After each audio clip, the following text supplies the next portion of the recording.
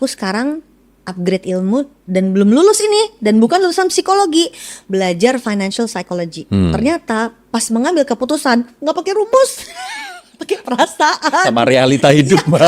jadi nggak bisa kita masukkan X keluar Y, Iya, iya, iya. masukin X wow, Z gitu si manusia ini. Dan tiap orang ketika dimasukin X, lu jawabannya Z, gue jawabannya H, gitu beda.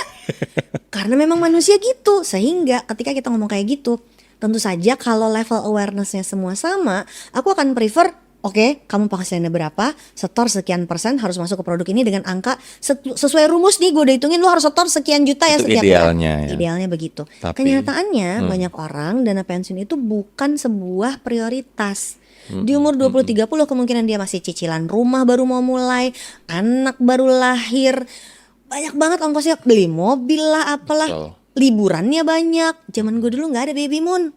Zaman sekarang hamil 7 bulan pergi liburan, why gue bilang gitu ya. Iya, Gender iya, iya. reveal lah, pengeluarannya kan lain-lain tuh.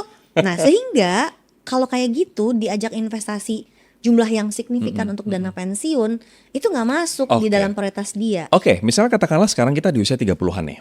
Gitu ya Mbak. Lo tadi bilang kita pilih produk investasi. Produk investasi yang mungkin nggak pusing dan kita maksudnya diolah oleh manajemen investasi atau manajer investasi adalah reksadana misalnya, ya kan. Pun kalau misalnya kita mau beli yang lebih secure, lebih fixed, deposito atau obligasi gitu. SBN. Itu yang lo sarankan. Produk-produk aman itu aja. Nggak aman tapi. Tetap nggak aman. Tetap Ada kemungkinan negara gagal bayar juga sih untuk Follower obligasi. aku yang durhaka tuh nanyanya gitu, emang teteh percaya sama negara diam anda gitu ya. Saat ini sih aku nggak ya. Masih investasi di SBN tau. Oh, masih ya? Oke. Kalau percaya atau tidak percaya itu nanti kita diskusikan di belakang layar. Mohon maaf, aku lebih percaya sama BCA Mbak. Tapi jadi gini, produk investasinya itu kalau di dalam konsep yang dibikin di Camp Financial kita punya ada 2 jenis. Yang pertama adalah investasi akumulatif yang sifatnya growth. Jadi ketika disetor dia ngegulung dan membesar. Pertumbuhannya itu bisa positif bisa negatif. Satu lagi produk yang sifatnya generatif, yang kalau kita masukin uang dia bisa menghasilkan uang lagi buat kita.